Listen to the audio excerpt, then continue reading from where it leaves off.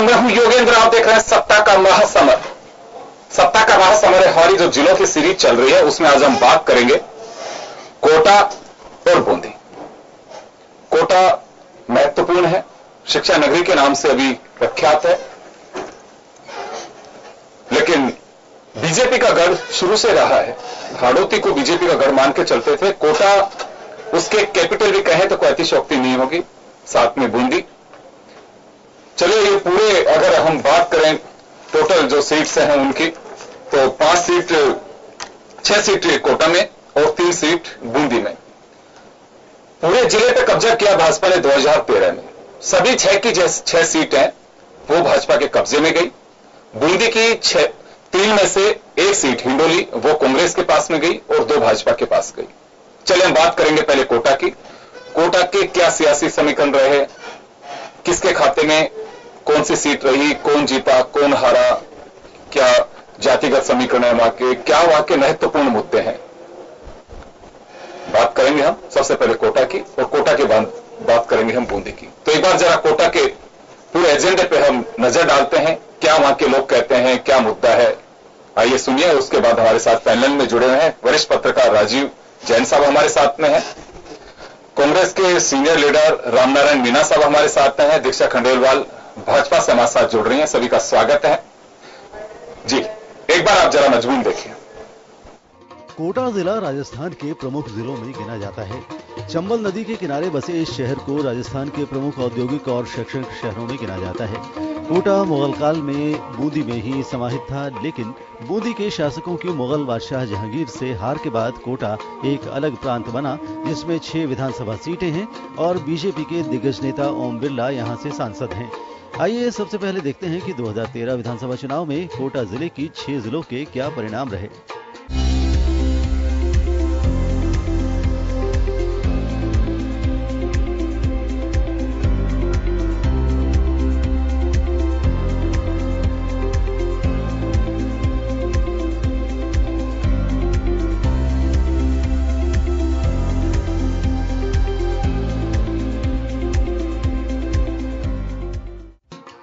कोटा से प्रदेश के दिग्गज नेता हमेशा चुनाव लड़ते रहते हैं, जिनमें प्रहलाद गुंजल, शांति धारीवाल, ओम बिरला, भवानी सिंह राजावत और बाबूलाल वर्मा प्रमुख हैं। जिले की कोटा दक्षिण ऐसी सीट है जहां कांग्रेस पिछले 15 सालों से जीत का चेहरा नहीं देख पाई है।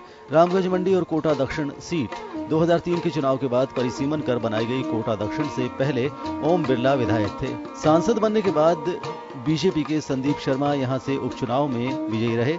अब इस चुनाव में दोनों ही पार्टियां कोटा जिले में जीत का दावा कर रही हैं। देखो, बीजेपी सरकार ने जिस तरह हाड़ौती में रिकॉर्ड तोड़ काम किए हैं।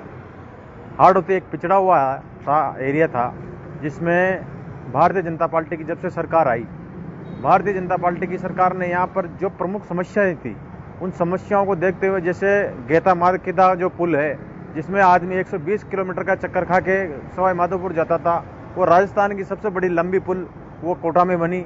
विकास के नाम पर भारतीय जनता पार्टी पूरी तरीके से फैल रही।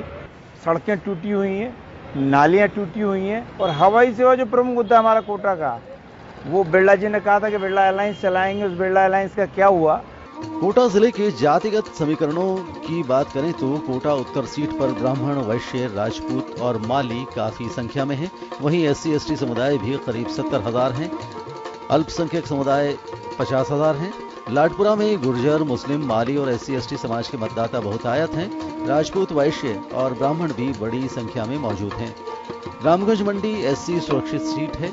सांगोद में धाकड़ और नागर समाज के मतदाता बड़ी तादाद में हैं। सांगोद में मुस्लिम, राजपूत, माली और गुर्जर भी वोट बैंक के तौर पर अहम हैं। पीपलदा में SC मतदाता करीब 50,000 हैं। 35,000 ST, जिसमें मीणा समाज सहित अन्य ST की जातियां हैं। गुर्जर, मुस्लिम, ब्राह्मण, धाकड़ और मालव समाज के मतदाता भी चुनाव को रोचक बनाते हैं। आइए अब देखते हैं कोटा जिले के प्रमुख चुनावी मुद्दे क्या हैं और जनता इनके बारे में क्या राय रखती है। कोटा जिले के प्रमुख चुनावी मुद्दे: कृषि भूमि पर पट्टे नहीं मिलने से रोष, बीजेपी सरकार में एक भी पट्टा नहीं मिला, चंबल का शुद्धिकरण जो अब तक अधर में पड़ा है, हवाई सेवा शुरू हुई है लेकिन 2 महीने में बंद भी हो गई, डकनिया रेलवे स्टेशन का विकास नहीं हो पाना, किसान आत्महत्या बड़ा मुद्दा, ग्रामीण क्षेत्र में विकास और बेरोजगारी का मुद्दा, टूटी सड़कें और कई क्षेत्रों में पानी का नहीं पहुंचना, जीएसटी लगने से पत्थर व्यवसायी परेशान, ताकरी बांध का निर्माण अधूरा, टूटी सड़कें और गांवों में विकास का नहीं होना, टेल क्षेत्र होने के कारण नहरी पानी बड़ा मुद्दा, नदियों के पानी संचित करने की कोई प्रभावी योजना नहीं और बेरोजगारी और महंगाई भी इसी क्षेत्र में हावी है। भारतीय जनता पार्टी ने पिछले 5 सालों में लगातार विकास किया है और आमजन के लिए चाहे मजदूरों वर्ग हो, युवा वर्ग हो या किसान वर्ग हो, सबके हित में फैसले लिए हैं। भाजपा के 4.5 साल के शासन में जिस तरीके से कोटा की अपेक्षा हुई है, एक तो यहाँ किसी को मंत्री पद नहीं मिला, लोकल आदमी को उसका काफी असर यहाँ देखने को मिला, एक भी योजना नई नहीं आई, कोई मतलब इस तरीके का कोई दिखावा वाला या एक उड़न खटोला जरूर चालू हुआ था, वो भी बंद हो गया। ये बहुत कुछ किया है और आगे भी बहुत कुछ करने को जारी है। काश्तकारों के लिए जैसे कि कर्ज माफी में 50-50 हजार रुपए सहकारी में माफ किए। मुद्दों को भूल चुकी है सरकार इनकी और इस सरकार ने कोई काम नहीं करा है, इसलिए जनता यहाँ की परेशान है और मंत्री की मुख्यमंत्री नहीं सुनते, आपस में कोई किसी की नहीं सुन रहा। यहाँ पे जो एक्चुअल जो जनता है, जनता को जो मूलभूत सुविधा है वो भी उपलब्ध नहीं। तो चलिए, आपने देखा कोटा का मजमून। कोटा जिले की 6 सीट और 6 सीट में सभी भाजपा के खाते में। एक रोचक बात यह है कि कोटा पहले कभी इंडस्ट्री के नाम से जानी जाती थी, लेकिन इंडस्ट्रीज पहले से कम हुई है। वहां पे दूसरी इंडस्ट्री वहां पनप गई, लेकिन वो भी कोटा के लोगों के लिए एक बड़ा एम्प्लॉयर साबित हो रही है। वो है कोचिंग इंस्टीट्यूट्स। कोचिंग इंस्टीट्यूट से वहां पीजी चल रहे हैं, किसी के कैंटीन है, किसी की बिल्डिंग किराए पे आ रही है। वहां एक तरह से कह सकते हैं कि कोटा में बड़े एम्प्लॉयर के रूप में वहां के कोचिंग इंस्टीट्यूट्स हैं। दूसरा रूरल बेल्ट में है तो माइनिंग एरिया है। एग्रीकल्चर की बेड के हिसाब से कहें तो कोटा में उत्पादन के लिहाज से अगर इसे धान का कटोरा भी कहा जाए तो कोई अतिशयोक्ति नहीं होगी। तो ये कोटा की खास बात है। चंबल वहां पे है, लेकिन क्या वास्तव में चंबल का पानी कोटा वालों के लिए वैसा है कि जैसे खेती के लिए चाहिए? एनर्जी का प्रोडक्शन वहां पे है, लेकिन लगातार विधानसभा में बीजेपी के नेताओं ने, विधायकों ने ही सरकार को कटघरे में खड़ा किया। सरकार की मंशा पर सीधा सीधा एक तरह से निशाना था। चलिए हम चर्चा करेंगे इसी को लेकर के। राजीव जी के पास में जाना चाहूंगा। राजीव जी, कोटा को लेकर के अगर हम कहें, बीजेपी के एक नेता कह रहे थे कि हाड़ौती में कोटा या हाड़ौती के जिले पिछड़े हुए रहे हैं। पिछले 5 साल में सरकार ने बहुत कुछ किया है। देखिए, बीजेपी गढ़ तो है 1980 में, जब से बीजेपी का गठन हुआ है तब से ही। लेकिन बीजेपी के अगर कोई नेता कहे कि हाड़ौती पिछड़ा हुआ है तो यह कैसे गले उतरेगा? देखिए, कोटा जैसा आपने कहा ओपनिंग रिमार्क्स में कि बीजेपी का मजबूत गढ़ रहा, ये सही है। हमेशा से वहां बीजेपी जीतती रही और इस जो 5 साल का जो ये वाला पीरियड रहा, इसमें कोटा में कहीं भाजपा का गढ़ ये ढहता हुआ नजर आ रहा है। उसके लिए कहीं कांग्रेस या की कोई मेहनत ऐसी नहीं है। भाजपा के अंदर ही जो वहां के विधायक रहे 5 और 6, उनमें आपस में इतनी तनातनी रही पूरे 5 साल, उससे वहां का संगठन उनका भाजपा का बड़ा परेशान रहा। पिछले दिनों एक जो उनकी एक शेड्यूल कास्ट की दलित महिला विधायक है चंद्रकांता मेघवाल, उनके साथ भी पुलिस थाने में किस तरीके का बर्ताव हुआ, उसको लेके भाजपा के दूसरे लोगों ने उन्हीं पर आरोप लगाए। तो निश्चित रूप से कहीं ना कहीं इस बार बीजेपी वहां कोटा में कमजोर स्थिति में है, लेकिन अभी कहना कुछ जल्दी है। जी, लेकिन वो पिछड़ेपन की जो बात कर रहे हैं, बीजेपी के ही किसान मोर्चा के पदाधिकारी हैं, वो कह रहे हैं कि पिछड़ा हुआ रहा हाड़ौती और लेकिन 5 साल में काम हुआ है। तो बीजेपी का गढ़ रहा है। 1980 के बाद में भैरव सिंह शेखावत जी की सरकार भी बनी, वसुंधरा राजे जी भी 3 से 8 तक उनका कार्यकाल रहा, तो सरकारें तो बनी है 1980 के बाद में। फिर कोटा कैसे पिछड़ा हुआ हो सकता है? देखिए, कोटा एक कृषि प्रधान वो इलाका है। कोटा बूंदी में चंबल की नहरों का बहुत बड़ा जाल फैला हुआ है, तो वहाँ किसानों की भी अपनी एक समस्याएं भी रही हैं, उनका उत्पादन बहुत अच्छा रहा। इस बार तो आपने भी खूब दिखाया है खबरों में भी कि न्यूनतम समर्थन मूल्य को लेकर, जहाँ लहसुन के पैदावार को लेकर भी वहां झंझट हुए, अभी उड़द को लेकर भी काफी झंझट हो रहा है वहां की मंडियों में, तो वहां सरकार कोई व्यवस्था नहीं कर पा रही। अब ये भाजपा वाले वहां किस रूप में ये सामना करेंगे किसानों का, वो एक बड़ा मुद्दा तो आना ही है। और विकास जहाँ तक इंडस्ट्री वहां खत्म हो गई, लेकिन ये तो भला हो कि वहां कोचिंग इंस्टीट्यूट इतने पनप गए कि वहां का जो कोटा शहर का इकोनॉमी उस पर आधारित हो गई, तो निश्चित रूप से इकोनॉमी वहां पर है, उसमें कहीं सरकार का, किसी सरकार का योगदान मैं तो नहीं मानता कि सरकार की वजह से वहां कुछ इस तरीके से इकोनॉमी अलग रूप में सामने आई। तो निश्चित रूप से विकास जो इंडस्ट्री वहां खत्म हुई, उसके पीछे भी कांग्रेस की सरकारें भी रही, भाजपा की भी रही, दोनों का कहीं ना कहीं योगदान है। चलिए रामनारायण जी के पास जाना चाहूंगा। रामनारायण जी, लंबी पारी आपने राजनीति की कोटा संभाग में खेली है, कोटा के बारे में बहुत अच्छे से आप जानते हैं। बीजेपी का यह दावा है कि कोटा में ऐतिहासिक विकास हुआ है। देखिए, सही स्थिति यह है, कोटा कानपुर के बाद में नंबर 2 इंडस्ट्रियल सिटी था और कोटा राजस्थान में जयपुर के बाद में पॉपुलेशन में नंबर 2 था। आज जोधपुर आगे बढ़ गया, वो स्थिति में नहीं कहना चाहता, लेकिन जब जब भारतीय जनता पार्टी सरकार आई, कोटा की इंडस्ट्रीज बंद हुई। बूंदी का केसरा पाटर सहकारी शुगर मिल तो इन्होंने मंत्रिमंडल में निर्णय लेकर के बंद किया। ये कहते हैं कि विकास हुआ है। जो किसानों की रीढ़ की हड्डी थी, कोटा की भी थी, वो 12 झालावाड़ और गंगानगर तक का गन्ना वहां जाया जाता था, इन्होंने बंद किया है। ये निर्णय मंत्रिमंडल की बैठक में है।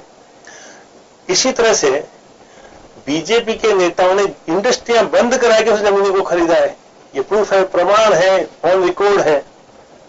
इंडस्ट्रियलिस्ट बन गए बीजेपी के लोग और करप्शन में बढ़ोतरी हुई। करप्शन में बढ़ोतरी होने से आज चंबल की नहरों में आप देखिए घटिया स्तर पर निर्माण कार्य हो रहा है। एक सही नहीं है, किसान परेशान है, किसान शिकायतें करते के परेशान है, लेकिन चूंकि ठेकेदार भी इनके अपने निजी लोग हैं, उनके खिलाफ आज एससीडी ने एक भी केस रजिस्टर नहीं किया है, न अधिकारियों को खिलाफ किया है। यही नहीं, कोटा को खत्म करने में बीजेपी का इतना श्रेय है। यहाँ का 2 महीना 3 महीना नहीं भी पार्लियामेंट मेंबर था, नहीं चला देते तो उससे फर्क नहीं पड़ता। फर्क ये पड़ता है कि यहाँ का जो एयरपोर्ट है उसको खत्म कर दिया। 15 सीटर 18 सीटर तक का विमान नहीं चलता, आजकल कॉमर्शियल नहीं है, वो दिखाने के लिए हम चला रहे। एयरपोर्ट झालावाड़ बन गया, झालावाड़ बनता, लेकिन पहले कोटा बनने के बाद झालावाड़ बनता, बड़ा एयरपोर्ट वो बन गया, उसको इंटरनेशनल एयरपोर्ट बना दिया जाएगा। कोटा को खत्म कर दिया। कोचिंग इंडस्ट्रीज जो पनप रही थी इसलिए रुक गई कि यहाँ नेशनल एयरपोर्ट नहीं था, अंतर्राष्ट्रीय एयरपोर्ट नहीं है, इसलिए उस टाइम पर IIT गया। तो ये जो स्थितियां बन रही है, चंबल की स्थिति में साफ करना चाहता हूं, करोड़ों रुपया जो खर्च हुआ है नहरों पे, बाराबंदी का, एक नहर में बाराबंदी नहीं की लोगों ने। पहली सरकार बीजेपी की थी जिसने नहरों की बाराबंदी को खत्म किया, पैसा खत्म करने के बाद, और नहरों की जो मशीनरी थी उनको बेचा, उनको शिफ्ट किया, बांसवाड़ा गंगानगर भेजा। ये ऑन रिकॉर्ड है, सारी चीजें आप देख लीजिए। रामनाथ जी, आपको लग रहा है कि गवर्नमेंट के काफी सारे फेलियर पॉइंट्स, आपको ये कहना है? नहीं, लेकिन इस गढ़ को ढहा पाएगी कांग्रेस? देखिए, मैं आपसे अर्ज करना चाहता हूं, ये बीजेपी का गढ़ नहीं था, जनसंघ का गढ़ था। और ये सही है, हिंदुस्तान में सबसे पहली जनसंघ की पैदाइश कहीं हुई तो कोटा था, इसमें कोई दो राय नहीं है। और गाय की जब इन्होंने सींग पकड़ करके आंदोलन किया 67 में, उस टाइम पे दिल्ली में, तो फिर दिल्ली में जनसंघ पैदा हुई, जनता पार्टी आई, थोड़ा आगे बढ़ी, बीजेपी के नाम से हिंदुस्तान में पार्टी बन गई, इसमें कोई दो राय नहीं है। लेकिन उसके बाद में ये भी सही है कि 25-25 साल तक बहुत सी कॉन्स्टिट्यूंसीज को कांग्रेस नहीं जीत पाई थी। 96 में मुझे कांग्रेस ने मेंबर पार्लियामेंट का चुनाव लड़ाया, वो सब सीटों में जीते और काउंटिंग में 685 वोट में आए। जल्दी चुनाव हो गया इसलिए पिट से नहीं, लेकिन उसके बाद हम आए और आज कोटा में ये तो सारे देश के साथ हुआ है।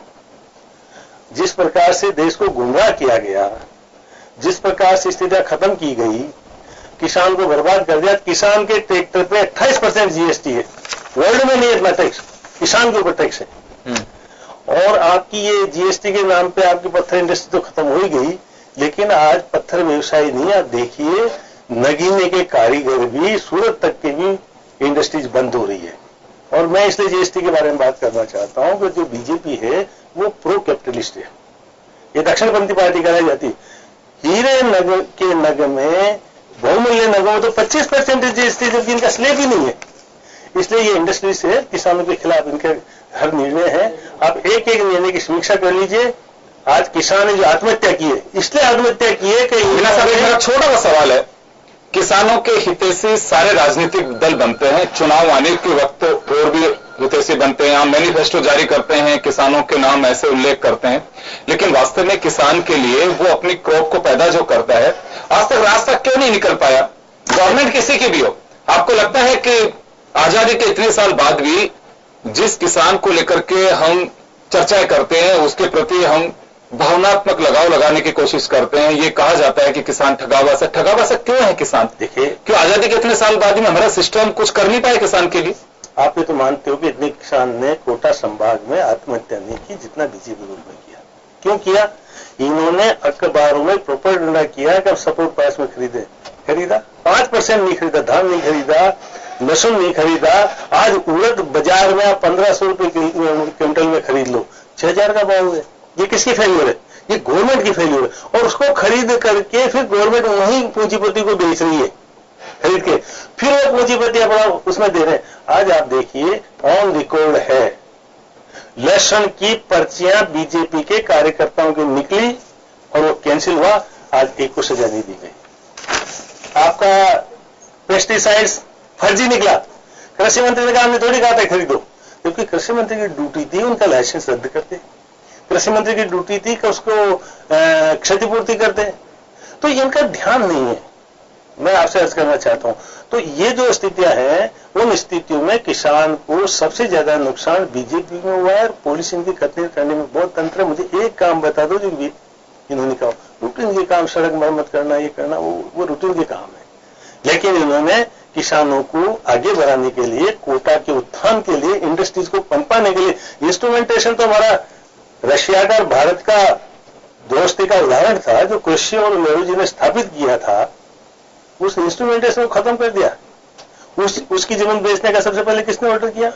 अब उसको खरीदने के लिए कौन सेठ आ गया है, वो सेठ किस पार्टी का है, इसी से साफ हो जाएगा।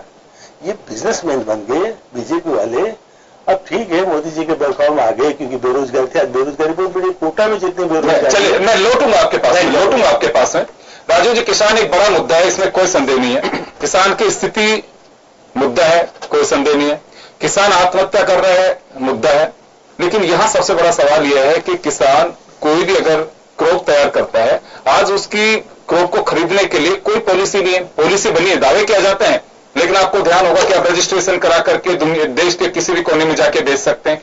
और भाई हालात तो ये हो रहे हैं कि उसी रजिस्ट्रेशन से किसान की औने दोनों पौने दाम में किसी ने क्रॉप खरीद ली और व्यापारी उसी किसान के क्रॉप को महंगे भाव पे या एमएसपी जो भी मिल रही है उस पर उसको बेच रहे हैं। तो उसके साथ तो बड़ा अन्याय हो रहा है। आज तक भी हम किसान के प्रति होने वाले इस अपराध से उसको बाहर नहीं निकाल पाए।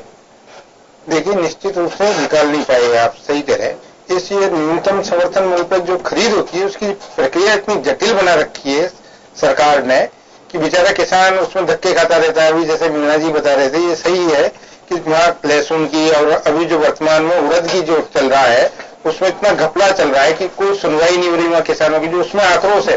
ये कांग्रेस वाले तो मतलब विपक्ष में है, इनको आंदोलन करना चाहिए।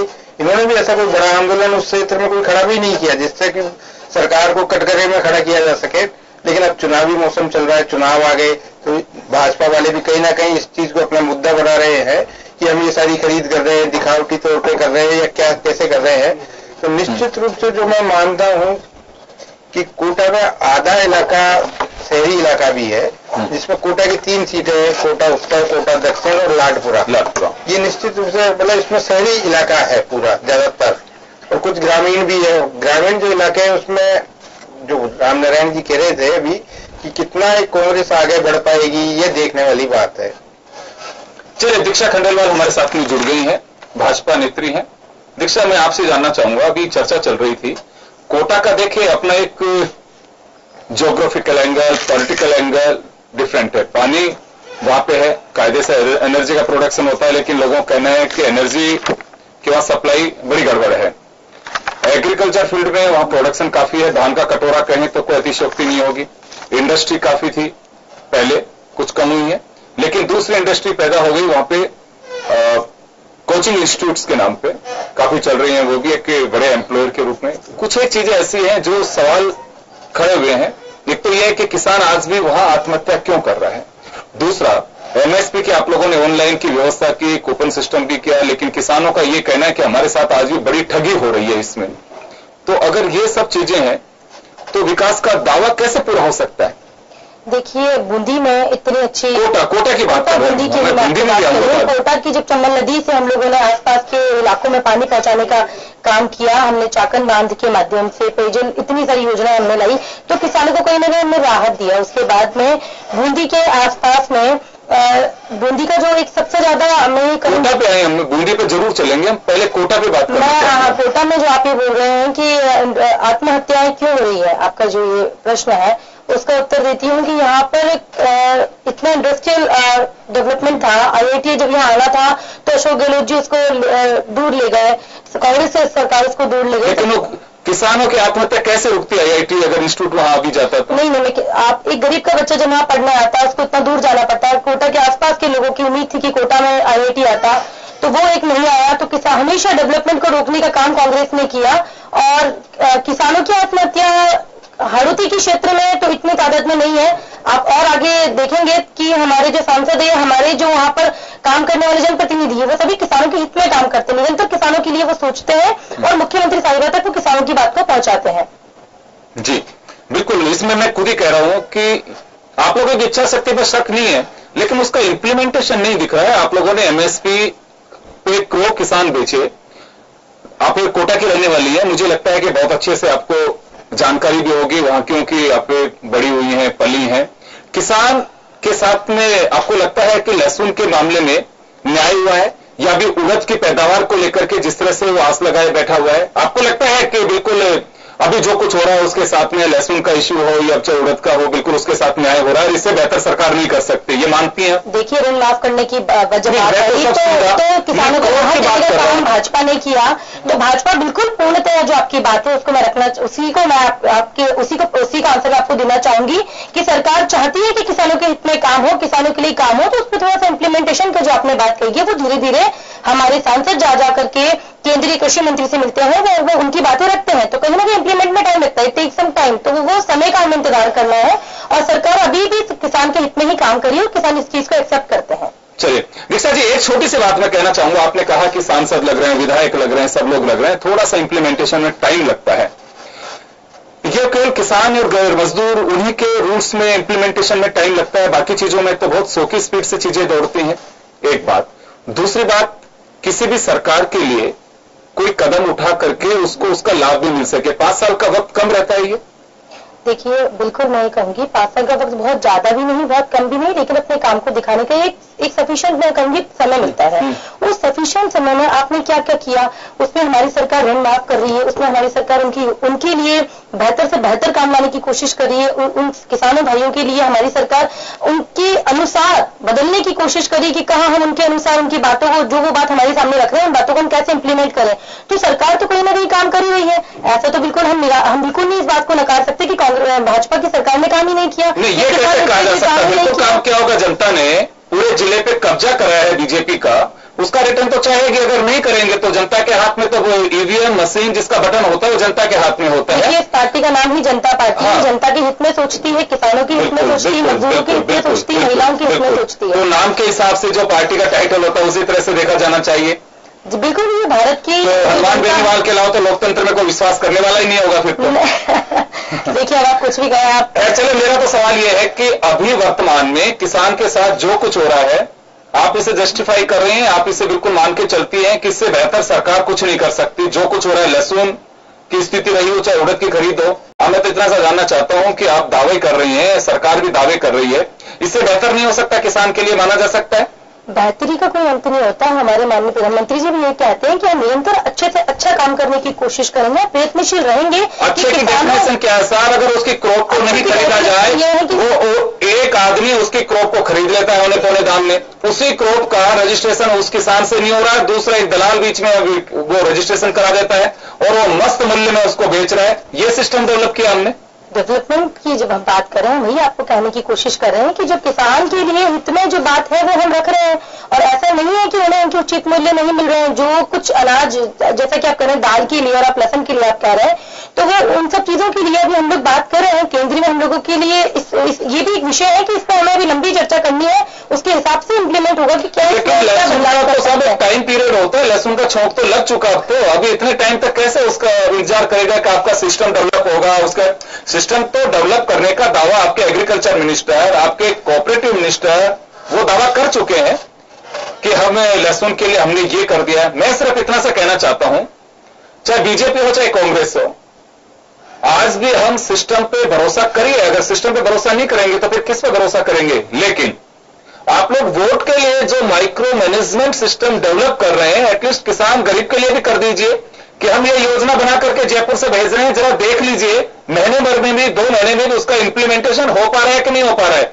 नहीं हो पा रहा है तो बताइए, या तो सरकारें काम में उंगली देके बैठती हैं कि कार्यकर्ता की बात को सुनवाई नहीं होती है कि भैया जरा दिमाग मत लगा, जो किया है बस आप उसी पे ध्यान रखिए, जब इलेक्शन डिक्लेयर होगा उस दिन को बस आपको वोट डलवाना, बस इससे ज्यादा आपका कोई काम नहीं है।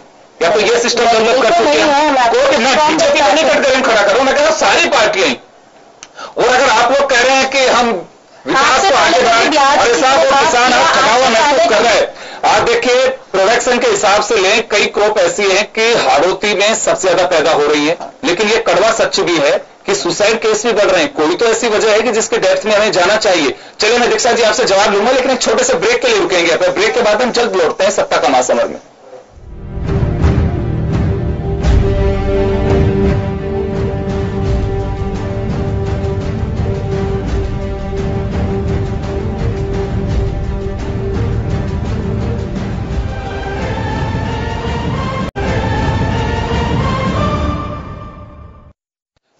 एक बार फिर आपका स्वागत है। आप देख रहे हैं सत्ता का महासमर और हम बात कर रहे हैं कोटा जिले की। चलिए दीक्षा जी, मैं कुछ मेरे सवाल थे, लेकिन अगर आप कोई अपना पक्ष रखना चाहे कि हम इस आधार पे हमारे गढ़ को बचाने की पूरी कोशिश करेंगे। गढ़ में इस नाते कह रहा हूं कि 1980 से जब बीजेपी का गठन हुआ तब से कोटा संभाग बीजेपी के गढ़ में से है, और ये कह सकते हैं कि बीजेपी की आइडियोलॉजी को अगर कहीं सबसे ज्यादा अगर कहीं बल मिला, वहां के दिग्गज मिले तो कोटा से मिले। तो वहां के अगर विकास की बात करें, मैंने जो सवाल पूछे, जो जनता की आवाज जो थी वो अब तक मैंने पहुंचाई है। आप अगर कहना चाहें कि हाँ हमारे गढ़ को बचाने के लिए हमने वहां के लोगों को ये रिटर्न दिया है, तो आप बता दीजिए। देखिए, भाजपा ने तो निरंतर ही विकास की बात की और विकास के लिए काम किया है। कांग्रेस की तरह विकास नहीं चल रहा है, और जिस विकास को कांग्रेस ने कटघरे में खड़ा किया था वो विकास अब लोगों के सर चढ़ के बोल रहा है। और आज आप देखते हैं कोटा में इतना अच्छा सौगात हैंगिंग ब्रिज का दिया, जिसको कांग्रेस ने, क्योंकि भाजपा के समय का वो प्रोजेक्ट था, इसलिए कांग्रेस ने उस पर नहीं सुधार उसके लिए किया, ना उसके लिए कोई काम किया। हम लोग कोई भी बात करते हैं, हम डेवलपमेंट की जब बात करते हैं तो भाजपा का काम खुद जनता बोलती है कि भाजपा ने कितना काम किया है। और आप बात करें कि हम लोगों के मैनिफेस्टो में जो भी लास्ट ईयर जो भी रहा है उसको हमने 90% डेवलपमेंट इंप्लीमेंट करने का काम किया है, चाहे वो महिलाओं की सेफ्टी हो, चाहे वो बालिकाओं के लिए हो, चाहे वो राष्ट्रीय योजना के तहत जो फीमेल बच्चे जो नहीं होने देते थे लोग, उसको हम लोगों ने बढ़ाया है। तो कहीं ना कहीं तो काम हो ही रहा है, और इतना काम हो रहा है कि जनता खुद इस चीज को मानने लग गई है, जनता खुद इस चीज को एक्सेप्ट करती है कि भारतीय जनता पार्टी को हमें फिर से जिताना है, और भारतीय जनता पार्टी के ही नेतृत्व में राजस्थान का विकास होगा, ये जनता समझ चुकी है। चलिए, अभी रामनारायण जी ने एक आरोप लगाया कि बड़े टाइम से इंतजार था कि एयरपोर्ट का ही एक्सटेंशन होगा। ऑलरेडी एयरपोर्ट वहां पे था, लेकिन चलिए एक 15 सीटर या कुछ भी शुरू किए, 2 महीने में उसको बंद कर दी, एयरपोर्ट को झालावाड़ शिफ्ट कर दिया, जिस वजह से कहा जा रहा था कि यहां पे एजुकेशन इंस्टीट्यूट्स हैं, यहां लोग आते हैं, बाहर से भी आते हैं, उनके लिए सीधी फ्लाइट सेवा होगी। तो झालावाड़ से वापस आने में पानी अगर कहीं बरस जाता है तो रास्ते बंद हो जाते हैं। उन लोगों को झालावाड़ पहुंच करके वापस कोटा आना, आप लोगों को नहीं लगता है कि विकास की एक अलग ही दिशा तय कर दी? ये आरोप भी है इनका, और वहां के लोगों का भी कहना है कि कोटा में ही अगर एयरपोर्ट को रख करके उसका एक्सटेंशन किया जाता तो ज्यादा बेहतर होता। देखिए कोटा में एयरपोर्ट लाए, हमने कोशिश किया, जैसे कि आप खुद कह रहे हो कई कारण होते हैं। झालावाड़ अगर एयरपोर्ट जाता है तो कोटा के लिए भी सभी लोग निरंतर प्रयास कर रहे हैं। वहाँ पासपोर्ट सेवाएं स्टार्ट कर दी है। जिन लोगों को पहले पासपोर्ट बनाने जयपुर आना पड़ता था उन्हें कोटा में ये सुविधा मिल रही है। तो जो एयरपोर्ट वाली बात है के साथ साथ अब तो डिस्ट्रिक्ट में होने लगा है, डिस्ट्रिक्ट में होने लगा है। लेकिन कोटा का जो एयरपोर्ट का है सच में वो बहुत कन्वीनियंट होगा अगर, क्योंकि वहां पर टूरिज्म है, क्योंकि वहां पर एजुकेशन हब है, तो वहां पर एयरपोर्ट होना ही चाहिए। उसके लिए सरकार निरंतर प्रयत्न कर रही है। सरकार का प्रयास तो झालावाड़ चला गया ना, लेकिन वो इम्प्लीमेंट होगा। कोटा में भी एयरपोर्ट बनेगा, कोटा के लिए भी एयरपोर्ट। कोटा में मेरा एक सवाल रामनारायण जी से और उसके बाद राजीव जी के पास लौटना चाहूंगा। रामनारायण जी, अभी आपने सुना कि आप लोगों को थोड़ा सा इंतजार करना चाहिए, झालावाड़ में एयरपोर्ट होगा, कोटा में भी बनेगा, ये दीक्षा जी कह रही हैं, और विकास की योजनाएं आपको अभी बताई चुकी है कि इतना विकास हुआ है कि पहले कभी नहीं हुआ। देखिए, कहने में तो मैं कुछ भी कहूं, कहने में तो मैं कहूं किसान खुशहाल है, लेकिन किसान का उड़द 1500 में बिक रहा है और बिजनेसमैन उसको खरीद रहे हैं और 6000 में बेच रहे हैं। आज अखबार में भी आया उसको, इतना करप्शन। तो कहने को मैं कुछ भी कहूं, बहुत खुशहाल है। किसान की जेब में पैसा नहीं आ रहा है, लागत नहीं आ रही। इसी तरह से एयरपोर्ट, शायद दीक्षा जी को पता नहीं है, 98-99 में कोटा में एयरपोर्ट बनाया जाना डिसीजन हो चुका था। बड़गांव के जाकमुंड की तुलसी के पास सरकारी जमीन पड़ी थी, क्योंकि उसके बाद वसुंधरा जी आगे उसने उसको ड्रॉप कर दिया और धीरे धीरे कोटा को, इसीलिए आईआईटी नहीं खुली। जब आईआईटी आई कोई 5 साल थोड़ी इंतजार करेंगे, क्योंकि ले गई। उसके बाद फिर कोशिश हुई। अब 15 सीट 18 सीट विमान नहीं होता है आज की तारीख में, वर्ल्ड में कहीं ऐसा एयरपोर्ट नहीं है। जब तक इंटरनेशनल एयरपोर्ट नहीं होगा कुछ नहीं होगा। और झालावाड़ से 80 किलोमीटर आएंगे, कोटा हमारा सिटी है, तो कोटा का डेवलप करना, झालावाड़ में 50 एयरपोर्ट बनाओ बोले, इसे वाशिंगटन से बड़ा बना दो, उसमें कोई फर्क नहीं पड़ता। तो कहना अलग है विकास की बात, मैं तो समझ नहीं पा रहा हूं। नेहरू का शायद इन्होंने कोटा की आप बात कर रहे हो, काम जाके देख लो, आप कोई भी देख लो, इतना मटेरियल एक नहर में अप टू द रेंज नहीं है, रेशो गलत है, किसान परेशान है। हम खुद ने कहा है कमिश्नर से, कोई केस रजिस्टर नहीं होता, क्योंकि जो है वो सेठ जो है ठेकेदार वो बीजेपी के लोग ज्यादातर। मैं आपको तो नाम बता दूं, लेकिन नाम बताना ठीक नहीं रहेगा, यही नहीं है। इसके अलावा भी आप देख लीजिए, इंडस्ट्री किसने खरीदी, जमीनें किसने खरीदी, आलना की फैक्ट्री चलाने के लिए ली, क्या हुआ, कौन कौन सेठ बन गए, जेके किसने खरीदी, इंस्ट्रूमेंटेशन किसने खरीदी। तो ये जो चीजें हो रही है ना, मेटल्स का जो वो है वो किसने खरीदा। तो ये जो चीजें हो रही है कौन कर रहा है। ये पूंजीपतियों की पार्टी कभी किसान के बारे में सोचेगी, बेरोजगार को रोजगार देने के लिए सोचेगी। कोटा में कानपुर के नहीं, दक्षिण भारत के लोग आकर नौकरी करते थे, बेचारे सब बर्बाद हो गए। अब जैसे मैंने कहा, कैसा है पाउडर शुगर मिल, बीजेपी मंत्रिमंडल का डिसीजन है, वह राजस्थान का शुगर मिल था, ऑन रिकॉर्ड है। उसके बारे में क्या करना है, बीजेपी को चलाना चाहिए था। 1906 करोड़ मैंने दिलाया जब मैं मेंबर पार्लियामेंट था। उसके बारे में क्या कारण है, इन्होंने बंद कर दिया। आज थर्मलों को जिस तरह से सेटों को देने की बात थी, उसी थर्मल को कोटा वाले को, उसमें आपकी जो सेंट्रल टीम आई एनटीपीसी की, उसने कहा कि तो वाइबल है, तब जाके बचा। नहीं तो अडानी को इनको देने से हो क्या रहा है इस देश में। 2-4 पूंजीपतियों को देश बेचना चाहते हैं क्या। कभी भी जब बीजेपी नहीं थी, कभी भी इंडियन ऑयल के अलावा कोई तेल, डीजल, पेट्रोल रेलवे में या एयरपोर्ट में नहीं जाता था। आज वहां अंबानी परिवार आ रहा है। तो ये क्यों हो रहा है, क्या कारण है। चलिए मैं लौटूंगा। राजू जी, एग्रीकल्चर के अलावा एक बड़ा वहां पे जो प्रोडक्शन पॉइंट है वो है माइनिंग का। माइनिंग का जबरदस्त वहां काम है। किसी वक्त तो एक ऐसा था कि कोटा स्टोन अपने एक अलग छाप, आज भी रखता है। कोटा स्टोन की अपनी खूबसूरती भी है। कोटा स्टोन को लेकर के व्यापारी जूझते रहते हैं। जीएसटी की बात हो, नोटबंदी की बात हो, हर बिजनेस पे इसका असर पड़ा। लेकिन आज भी कोटा स्टोन के व्यवसायी जब हम सुन रहे थे कि सबको पॉलिसी ऐसी नहीं बनी कि जो जिससे हमें संरक्षण मिल सके। वो साथ ही दीक्षा जी कह रहे हैं कि एयरपोर्ट, झालावाड़ की अपनी एयरपोर्ट की जरूरतें हैं, कोटा की अपनी जरूरतें हैं। क्या फिलहाल कोटा में एयरपोर्ट रखना ज्यादा बेहतर होता या झालावाड़ बनाना एक बहुत जरूरत थी? देखिए, निश्चित रूप से कोटा में एयरपोर्ट होना बहुत जरूरी था। झालावाड़ तो एक सेकेंडरी चीज है। झालावाड़ भी होना चाहिए, हर क्षेत्र में होना चाहिए। झालावाड़ी क्यों, बूंदी में भी होना चाहिए। तो विकास का एक वो पैमाना है, तो हर जगह होना चाहिए। लेकिन कोटा में एयरपोर्ट नहीं होगा। जो कोटा स्टोन का, मार्बल का इतना बड़ा व्यवसाय है वहाँ, तो उस पर जो जीएसटी वाली बात आपने कही, तो वो निश्चित रूप से वहाँ के वो व्यापारी परेशान है, वहाँ मजदूरों का नुकसान हुआ, नोटबंदी भी हुई तो उससे काफी कुछ असर पड़ा। मीना जी ज्यादा जानते हैं उस इलाके में, लोकसभा में भी उन्होंने उस मुद्दे को उस समय भी उठाया था, कोटा स्टोन के कितना संरक्षण हो वहां माइनिंग का। तो लेकिन अभी ये सरकार आई, इसके बाद में मैं निजी तौर पर जानता हूँ कोटा के जो मौजूदा सांसद है ओम बिरला, वो कोटा बूंदी की समस्याओं को लेकर लोकसभा में काफी एक्टिव रहते हैं, वो काफी समस्याएं सुलझाते हैं। लेकिन जो राज्य सरकार का सहयोग है वो कोटा के मामले में बिल्कुल नगण्य है। कोटा कहीं पिछड़ा रह गया। कोटा शहर एक बड़ा शहर है जहाँ जिले की 6 सीटों में से 3 सीटें, जो मैं पहले भी कह रहा था, जिक्र कर रहा था, 3 सीटें शहरी सीटें हैं। कोटा शहर में इन 5 सालों में एक नई सड़क तक भी भाजपा के शासन में नहीं बनी, और वहां के जो विधायक रहे वो आपस में लड़ते रहे।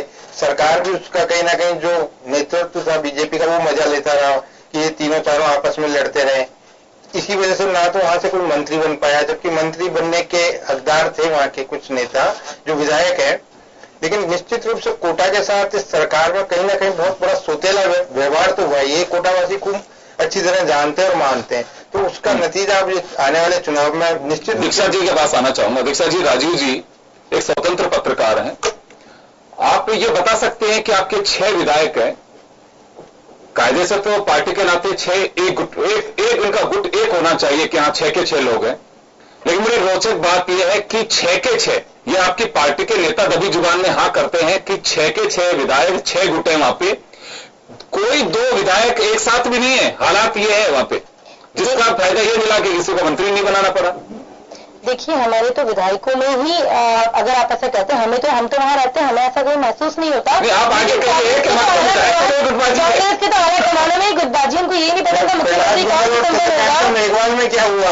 वो हर परिवार में लड़ाई होती है, हर एक परिवार में आपस में लड़ाई होती है। सरकारी बैठक की लड़ाई हुई, भवानी सिंह राजावत के गुंजर से लड़ाई होती है। अभी आप कागजी और ज्योति खंडेलवाल की हुई है अभी लेकर के रिसेंट, तो कहीं ना कहीं आपकी भी तो होता है। ये चीज आप नहीं कहेंगे, परिवार में लड़ाई होती है। हमारे दूर रखे, हमें जर्नलिस्ट हैं, वो बात बता रहे हैं आपको। अब ये मानना नहीं मानना आपकी इच्छा की बात है, क्वेश्चन है, मैं वो बता रहा हूं आपको। नहीं, वो बीमारी कांग्रेस में थी तो भाजपा में आई। आपको कुनबे के नाम से जाना जाता है कि कुलीनों का कुनबा रूप में जो, और कुलीनों के कुनबे की हालात ये रह रही है। जिस कांग्रेस ने किया वो भी आप करोगे। आप कांग्रेस से कहकर के कि कांग्रेस का ऐसा हो रहा है, तो मुझे नहीं लगता है कि मतदाता ने ये ढाल कहकर के ये ढाल सौंपी होगी आपको कि कांग्रेस ने जैसा किया वैसा ही आप करना। नहीं, वैसा तो हम बिल्कुल नहीं कर सकते, वो तो हमारी प्रवृत्ति ही नहीं है। हम उनकी तरह घोटाले नहीं कर सकते, हम उनकी तरह झूठ नहीं बोल सकते, हम उनकी तरह योजना नहीं कर सकते। और ले दे के राफेल पे आ जाते हैं, एक मिनट उसको ले दे के आप उसी मुद्दे पे आ जाते हैं। उसके अलावा आप बात कीजिए, आपको गुजरात चुनाव से पहले भी लोगों का ये था, ये वो पर हुआ क्या? लोगों ने जनता ने मान लिया है, जनता ने मान लिया भाई साहब कि अब तो भाजपा नहीं, विकास खुद बोल रहा है, जनता खुद एक्सेप्ट कर रही है। आप और हमारे कहने से कुछ नहीं होता है, जनता खुद एक्सेप्ट कर रही है। आत्महत्या करेंगे। चलिए, राजस्थान में आत्महत्या पहले भी होती थी, कांग्रेस के समय आत्महत्या नहीं हुई है, एक किसान नहीं मरा है। हमारी भी मुख्यमंत्री जी जाती है। आज सैनिक के घर में, अगर आज सैनिक के घर में कोई शहीद होता है, सबसे पहले मुख्यमंत्री हमारी जाती है, प्रधानमंत्री जाते हैं। बूंदी पर चलना चाहेंगे, समय कम है, कोटा पे लंबी चर्चा और हो सकती है, लेकिन समय सीमा का ध्यान रखते हुए हम यहाँ रोकेंगे। कोटा की अगर हम बात करें, 6 विधानसभा सीटें, अगर बाहुल्य की बात करें तो मीना, वैश्य, महाजन, राजपूत, धाकड़, ये मुख्य वहां की जो कम्युनिटी है जिनके वोट हैं वो माइनॉरिटीज के वोट भी हैं। पूरी सीटों पर एक अपना एक प्रभाव होगा। कोटा में सबसे ज्यादा वोट किसके जिले में? सर, एसटी है नंबर 1 मेरा कम्युनिटी के, बैरवा कम्युनिटी के। अरे मेरी बात सुनो, बूंदी मिलकर हो जाता है, बूंदी मिलकर हो जाता है। आप 16 टोटल को जोड़ो। चलिए, लेकिन मैं लोटना चाहूंगा, कोटा को यहाँ पे विराम देंगे। अब हम बात करेंगे बूंदी की। बूंदी का अपना एक इतिहास है। बूंदी की एक वक्त जब बूंदी का राइस, उसकी मिठास और उसकी खुशबू चारों तरफ सुनने को मिलती थी, वो खुशबू अब सियासत में कितनी उस चावल की रहेगी, ये एक सवाल रहेगा। लेकिन फिलहाल हम आपको मजमून से अवगत कराएंगे कि क्या कहते हैं बूंदी के समीकरण। बूंदी जिला राजस्थान के हाड़ौती क्षेत्र में आता है। भारत में चौहान वंशीय हाड़ा राजपूतों का राज्य सबसे पहले राजस्थान में बूंदी में स्थापित हुआ। कोटा के हाड़ा राज्य का निर्माण इसी बूंदी राज्य की उपशाखा के रूप में हुआ।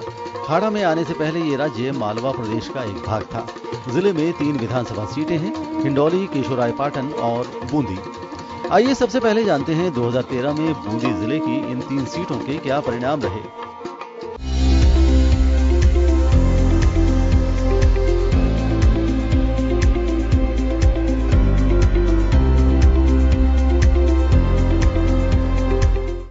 हाड़ौती को हमेशा से भाजपा का गढ़ माना जाता रहा है। पिछले विधानसभा चुनाव में हाड़ौती की 17 विधानसभा सीटों में मात्र 1 पर कांग्रेस को संतोष करना पड़ा और वो सीट बूंदी की हिंडौली विधानसभा रही। बूंदी और केशोरायपाटन में बीजेपी ने कब्जा जमाया। अब 2018 विधानसभा चुनाव में बीजेपी और कांग्रेस दोनों ही बूंदी जिले के गढ़ को जीतने का दावा कर रहे हैं। ITI जो है क्षेत्र के लोगों को जो है ना औद्योगिक क्षेत्र में जाने का मौका मिले और विजय राज सिंह जी सांसद जो हमारे रहे हैं, उन्होंने महिला ITI का जो है ना उद्घाटन भी किया था, शिलान्यास किया था, लेकिन इस सरकार ने उस ITI को भी वापस जो है ना किसी अन्य क्षेत्र पर भेज दिया। 5 साल में बीजेपी की सरकार ने सिर्फ वादे किए। चुनाव में आने से पहले इन्हें जनता को बहुत बेवकूफ बनाया। बाकी बार जनता समझ चुकी है। जनता इस सरकार को बदल के कांग्रेस की सरकार को वापस लाएगी, जो आम आदमी की और किसान की सरकार है। बूंदी जिले के जातिगत समीकरणों की बात करें तो बूंदी विधानसभा क्षेत्र की जनसंख्या 4,11,533 है। इनमें 19.02% अनुसूचित जाति और 20.03% अनुसूचित जनजाति की जनसंख्या है। ये सीट ब्राह्मण सीट मानी जाती है। बूंदी विधानसभा में ब्राह्मण समुदाय के अलावा मीणा और गुर्जर जातियों का भी दबदबा है। हिंडौली विधानसभा में गुर्जर, मीणा और माली समुदाय का बाहुल्य है। PCC चीफ सचिन पायलट की मां रमा पायलट भी हिंडौली से चुनाव लड़ चुकी हैं। शांति धारीवाल भी हिंडौली से विधायक रहे हैं। आइए अब जानते हैं कि जिले की जनता आखिरकार सरकार के 5 साल पर क्या राय रखती है और जिले की तीनों विधानसभाओं के प्रमुख चुनावी मुद्दे क्या हैं। बूंदी के चुनावी मुद्दे इस तरह से हैं। जिले में नए उद्योगों की स्थापना, जिले में मेडिकल कॉलेज खुलवाना, पर्यटन की दृष्टि से जिले का चौमुखी विकास करना, पैलेस ऑफ व्हील का बूंदी में ठहराव करना, शहर की प्रसिद्ध जेत सागर झील और नवसागर झील को पर्यटन की दृष्टि से विकसित करना, गरदड़ा बांध का जल्द से जल्द निर्माण हो, हिंडौली को नगरपालिका घोषित करने की मांग बरसों से चली आ रही है, पीने के पानी की समस्या को चंबल से जोड़ा जाए, हिंडौली में सरकारी कॉलेज की स्थापना, हिंडौली को रेल लाइन से जोड़ा जाए, केशोरायपाटन में शुगर मिल को दोबारा चालू करवाना, चंबल की नहरों की मरम्मत और सुदृढ़ीकरण, सरकारी कॉलेज की स्थापना, उद्योगों की स्थापना और फ्लोराइड युक्त पानी की समस्या। विगत 20 सालों से मैं नगर कापरेड में महाविद्यालय खोलने की मांग उठाता आ रहा हूँ और पिछले कार्यकाल में जब बाबूलाल जी यहाँ पर विधायक का चुनाव लड़ने आए तो हमने उनसे पहली मांग ये की थी कि मेरे नगर कापरेड में क्षेत्र से मंत्री भी है, इसके बावजूद भी बाबूलाल जी ने क्षेत्र की समस्या के लिए कुछ नहीं किया। शुगर मिल का वादा किया था चालू करने के लिए चुनाव से पहले, तो उस पर भी बिल्कुल ध्यान नहीं दिया। केशोरायपाटन में महिलाएं अपेक्षित है। केशोरायपाटन में महिलाओं के लिए कोई योजनाएं नहीं है, उनकी पेंशनें बंद कर दी गई है। विधानसभा क्षेत्र में एक शुगर मिल उपक्रम हुआ करता था, जिससे कई लोगों को रोजगार मिलता था, साथ ही यहाँ के किसानों का भी भविष्य उससे सुखद था। पिछले कई वर्षों से शुगर मिल बंद पड़ी है, किसी भी सरकार ने इसके संचालन पर ध्यान नहीं दिया।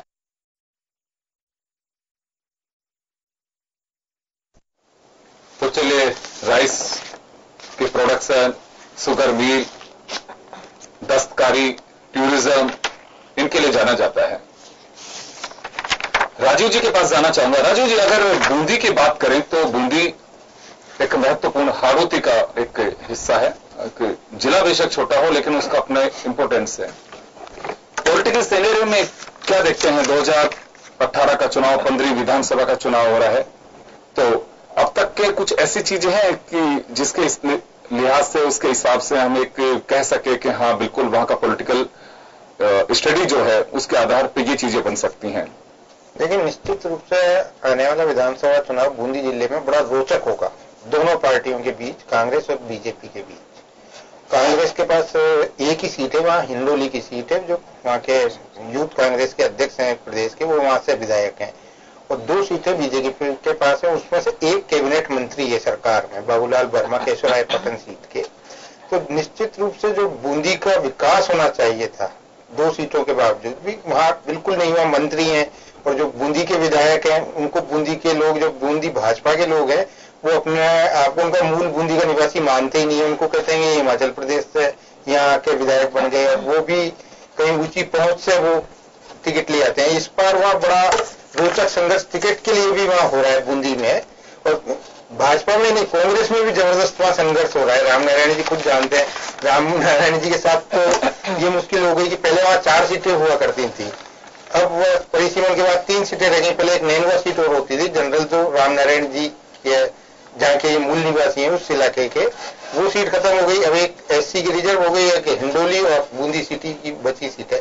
बूंदी सिटी की सीट पर ब्राह्मण और वैश्य समाज और राजपूतों का वर्चस्व है, तो वहाँ उन जातियों के उम्मीदवार सामने आते हैं। हिंडोली में बेशक माली, गुजर और कुछ हद तक मीणा भी कम्युनिटी के, मीणा गुजर बराबर हमारे सड़क है। हाँ, जो भी है, लेकिन वहाँ दोनों पार्टियां एक माली को दे देती है, गुजर को दे देती है। अब तक का ऐसा ट्रेंड चला आ रहा है। तो निश्चित रूप से बूंदी में जो आने वाला सीन देख रहा हूँ तो बड़ा रोचक, अभी तो टिकटों में रोचक संघर्ष होगा। बाद की लड़ाई तो बाद में आएगी, तो बाद की लड़ाई भी एक बहुत महत्वपूर्ण होगी। भाजपा के लिए तो खासकर बहुत चुनौतीपूर्ण 3 सीटें रहने वाली है जी, चुनौतीपूर्ण है। चलिए रामनारायण जी आपके पास आना चाहूंगा।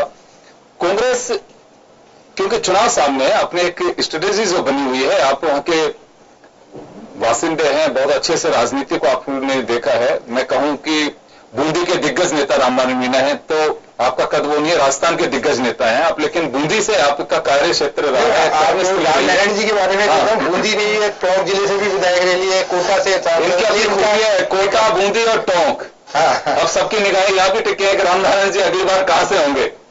खैर चलिए, बूंदी को लेकर से भी चर्चाएं आती रहती है। मैं तो बूंदी पे एक बार मैं जानना चाहूंगा कि कांग्रेस किस बिहाफ पे वहां के जनता के बीच जाकर के ये कह सकती है कि हमें इस आधार पे वोट चाहिए। देखिए, व्यक्ति सही होगा तो पार्टी अपने आप सही हो जाएगी। मैं आपको ज्यादा नहीं कहूंगा, वही अटल बिहारी वाजपेयी की पार्टी है, वही नरेंद्र मोदी प्रधानमंत्री। उस समय आज के देश के वातावरण में देख लो, यदि 3 साल की बच्ची का बलात्कार अटल जी के टाइम हो जाता तो वो क्या बोलते आप जानते हो। आज तो प्रधानमंत्री मुंह नहीं खोलते, वो स्थिति अलग है। यह सही है, मेरे प्रति जनता का प्रेम है, लेकिन मैं नेताओं के आसपास कम बैठता हूं, इसलिए जो कुछ घटनाएं हुई, मुझे तो देवड़ी ने हमारी पार्टी के अध्यक्ष ने भेज करके बचा लिया राजनीति में, वो स्थितियां अलग है। लेकिन मैं मानता हूं बूंदी में सबसे ज्यादा पॉपुलेशन कम्युनिटी मीणा, केशवराय पाटन में मीणा है। शुल्क ज्यादा इसलिए हो जाती है कि खट्टिक भी आ जाते हैं, बेरा भी आ जाते हैं, रेगे भी आते हैं, कास्ट वाइज यदि बात करें तो। और बूंदी शहर के अलावा महाजन और ब्राह्मण कम है, तो वो स्थिति जो जातिगत है, शायद आपको आंकड़े नहीं पाए, लेकिन मैं कहना चाहता हूं बूंदी जिले के साथ बहुत अनजस्टिस हुआ है। हमने होटल ओबेरॉय का उसको जमीन अलर्ट करा दी थी, सब कुछ कर दिया था। पिछली बीजेपी सरकार आने के टाइम पे ही उसको पता नहीं क्या ग्रहण लगा, क्योंकि जैसे आज बासमती बूंदी का 12 से ठीक है, इतनी कुछ बातें विदेश में जाता था, लेकिन चूंकि आयात करने वाले, निर्यात करने वाले पावरफुल है, तो वो कोई उनके रिश्तेदार तो नहीं बैठे ना कहीं ये करप्शन की जड़ है, इसलिए बूंदी जिला पिछड़ रहा है।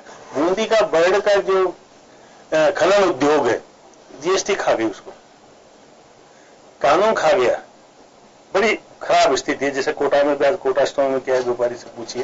तो ये जो स्थितियां पैदा हो रही है ठीक नहीं है। जहां तक केशवराय पाटन शुगर मिल की बात करते हैं, केशवराय पाटन सहकारी शुगर मिल राजस्थान सरकार ने, बीजेपी गवर्नमेंट ने मंत्रिमंडल में निर्णय लिया हुआ है, आप उसको देख लीजिए। वो शायद जो भी है उस पर नहीं जाता, लेकिन बूंदी जिले में इंडस्ट्री की सब बात करते हैं, इंडस्ट्री नहीं डालते। यहाँ खंडसारी यूनिट्स थी, खंडसारी यूनिट्स जब जनता पार्टी का राता भगत सिंह चीफ मिनिस्टर, तब उनकी नीतियों से बंद हो गई, वो स्थिति खत्म हो गई। लेकिन आज बूंदी का विकास की दरकार, इसमें कोई दो राय नहीं है। बूंदी जिला बहुत से जिलों से ठीक जिला है, इसमें कोई दो राय नहीं है। पत्थर उद्योग पे जो आपका स्टोन है, इमारती पत्थर है, उस पर जीएसटी कम हो जाएगा, तो बूंदी जिले में वापस खनन उद्योग चालू हो जाएगा। ये जो करप्शन बढ़ा है चावल में, उससे मिल मालिक परेशान है, बल्कि जितना लगाते हैं, आज बासमती चावल की यही पहचान है कि उसकी कड़ी ज्यादा होती है। ये अब सरकार के नेग्लिजेंसी के पॉइंट्स गिना रहे हैं कि ये वहां पे नजरअंदाज किया गया, लेकिन क्या आपको लगता है कि इनकी उपेक्षा जो रही है बूंदी के प्रति, नजरिया जो आपका आरोप है, हमारा नहीं है सर, पे वो ये पॉइंट होगा कि कांग्रेस अपने कुछ गिनाएगी कि हाँ देखिए अपने 5 साल में उनको भी देखा, हमें भी देखा, हमारा पहले का वक्त देख लीजिए, कुछ ऐसी चीजें जो कह सके कांग्रेस है कि हाँ उसके आधार पे हम वोट मांगने जाएंगे। हाँ बिल्कुल, कांग्रेस के टाइम पे आज नमाना में, आपके आमली में, गोपाल निवास में आत्महत्या कांग्रेस के टाइम पे कभी नहीं हुई। तो कलेक्टर नहीं, मिनिस्टर्स गए, चीफ मिनिस्टर गए, आज एक भी कलेक्टर भी किसी का नहीं गया। मैं गया हूं, जैसे आमली में हुई प्रभुलाल की, वहां उस बेचारे की कर्जे से हुई, कर्जा नहीं चुका पाया क्योंकि फसल का भाव नहीं आया, लेकिन कोई नहीं गया, एमएलए भी नहीं गया। तो ये जो स्थितियां बढ़ रही है ठीक नहीं है, इससे किसानों को परेशानी है। तो कहीं ना कहीं बहुत गलत है। कांग्रेस के टाइम पे चीजें नहीं हुई, लैंड ऑर्डर ठीक रहे, कहने को तो कुछ भी कहते हैं, हम सोच रहे हैं, कर रहे हैं, वो कहने की बात नहीं है, लेकिन घटिया से घटिया स्तर पे आज क्राइम्स हो रहे हैं और सरकार नहीं है। तो कांग्रेस के टाइम पे इस तरह की बातें नहीं। चलिए जवाब मैं दीक्षा जी से दिलवाता हूं। खैर कुल मिलाकर के बूंदी हो चाहे कोटा हो, पूरे राजस्थान में गलत अपराध की जो स्थिति बनी हुई है वो सरकारों के लिए चुनौती बनी हुई है। पहले भी हालात थी, गैंगवार वहां किस तरह से पनप रहा है और आज भी वहां स्थिति ऐसी है, किडनैपिंग के केसेस सामने आ रहे हों। चलिए दीक्षा जी तो वहां से ताल्लुक रखती हैं। दीक्षा जी आपने सुना अभी कांग्रेस किस आधार पर वहां से वोट मांगना चाहती है। 2 चीजें हैं, आपके जो बूंदी के प्रति आप लोगों का रवैया रहा, ये रामनारायण जी का आरोप है, हम नहीं कह रहे हैं, आपने सुना भी होगा। एक तो वो आधार रहेगा और दूसरा जो कांग्रेस ने काम किए उस वक्त के अपनी फ्लैगशिप योजनाएं, लोगों से कहेंगे कि आप कंपटीशन कर लीजिए, आप देख लीजिए, तुलनात्मक अध्ययन करिए, देखिए, उसके बाद हमें वोट डालिए। तो आप गढ़ तो मैं नहीं कहूंगा क्योंकि 1 सीट आपकी झोली से निकल गई, 3 में से 1 सीट कांग्रेस के पास और 2 सीट भाजपा के पास में है। आपके काबीना मंत्री वहां से हैं बाबूलाल जी वर्मा साहब, उनका पार्टी में एक अलग कद है, मुख्यमंत्री की नजर में उनकी अच्छी एक इमेज है, विश्वसनीय भी है, सीएम के पब्लिक में अच्छी रेपुटेशन उनकी है। लेकिन आधार जो है बूंदी में वोट किस तरह से लेंगे आप? देखिए पहले तो आप मैं अपने पूर्व वक्ता की जो बात है उसको उसी का आंसर आपको देना चाहूंगी कि उन्होंने कहा कि यहाँ पर इग्नोर किया गया। तो इग्नोर वाली बात है कि जो बूंदी बाईपास है, शहर के बीच में जो बाहर निकलते थे, एक्सीडेंट होने का खतरा, ये सब चीजें थी, वो हमने रोका, वो बाईपास बनाकर हमने सौगात दिया। अब ऐसे तो आपने हंगिंग ब्रिज का काम क्यों रोका, आपने क्यों आगे नहीं बढ़ाया? और घोड़े गधे लगाने को अगर आप विकास कहते हैं, जो कि कोटा के आसपास, बूंदी के आसपास जो ये विकास कांग्रेस अपना गिनाती है, तो वो विकास जनता नहीं एक्सेप्ट करती है।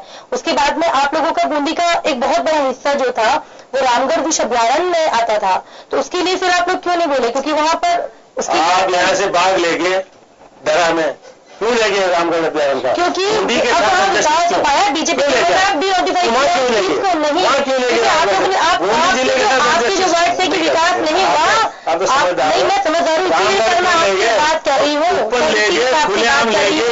जनता को इतनी सौगात दी है, इतनी नहरों के माध्यम से उनको पानी पहुंचा रहे हैं, उनको बिजली के हम लोग कनेक्शन कर रहे हैं, हम लोग राष्ट्रीय योजना के तहत उन्हें इतने हमने उनको लाभान्वित किया। तो कहीं ना कहीं बूंदी के लोगों को हम क्या किसको राष्ट्रीय योजना गांव में बिटिया जब पैदा होती थी, गांव में जब बिटिया पैदा होती थी तो बिटिया को भाव दिया जाता था। आज 5 करोड़ और लाख नहीं, आप ये नहीं कहेंगे आप मार देंगे, आप आक्षेप लगा रहे हैं, आप ही बस आक्षेप लगा रहे हैं। ये जो गाँव के लोग बच्चों को अफोर्ड नहीं कर पाते थे, छोटे बच्चों मैं आपके लिए कह ही नहीं रही हूँ कि आप मारते थे। जो लोग इस चीज से अवेयर नहीं थे, जो लोग ये जानते नहीं थे कि बेटी कितनी घर के लिए सौगात है, उनको लक्ष्मी के रूप में हम लोगों ने बताया कि हम आप लोगों को राष्ट्रीय योजना के तहत बेटी के जन्म पे 2500 रुपए देंगे, 51,000 रुपए बेटी के 12वीं तक हम उन्हें देंगे, 5 करोड़ 75 लाख रुपए मुख्यमंत्री जी ने बूंदी में ही सिर्फ बेटियों के घर में पहुंचा है। ये हमने उन्हें सौगात दी है, ये हमने उनके लिए काम किया है। आप ये जो कह रहे हैं कि हमने उनके लिए कोई काम नहीं किया, ये सिर्फ आप ही की जुबानी है, ये आप ही की जुबानी है। जनता एक साथ करिए, जनता एक साथ करे विकास। आपको मैं बता रही हूँ, आप अपना पुराना रिकॉर्ड निकालिए। अगर आपकी गवर्नेंस ने अच्छा काम किया होता, अगर आपकी गवर्नमेंट ने अच्छा काम किया होता, अगर आपकी गवर्नमेंट ने अच्छा काम किया होता तो आपकी एक ही सीट नहीं आती, 17 सीटों में से सिर्फ एक ही सीट हारोती में। आप ही बताइए ना आपके पास कितनी सीट है, आप तो इस बात पे बात कीजिए। अगर जनता आपका काम देखती तो जनता आपको नहीं नकारती, जनता समझदार है। आप कह रहे मैं समझदार हूँ, जनता भी समझदार है। मैं समय कम है, मैं रोकना चाहूंगा। तो चलिए कोटा और बूंदी, गुटबाजी सब जगह है, राजनीति में होती भी है, इसमें कोई संदेह नहीं है। खैर, लेकिन पॉलिटिकल पार्टीज का अपना अपना दावा है कि वो सिंह जी तो कह दिया कि मुख्यमंत्री गुटबाजी कैसे खत्म होती है, कैसे आगे बातें होंगी, लेकिन जैसे जैसे चुनाव नजदीक आएंगे चीजें और बढ़ेंगी, मुद्दे कितने हावी रहेंगे और कितने गौण होंगे ये देखने वाली बात होगी। लेकिन फिलहाल हम एक बार फिर आपसे अपील करेंगे, वोट जरूर डालिए। 5 साल में आपको अवसर मिला है, ये लोकतंत्र के फेस्टिवल में अगर आप अपनी आहुति नहीं देंगे तो फिर आप पछताएंगे। चलिए, बहुत बहुत शुक्रिया आप सभी का, और सत्ता का महासमर में बस इतना ही। दीजिए इजाजत, नमस्कार। आज ये तो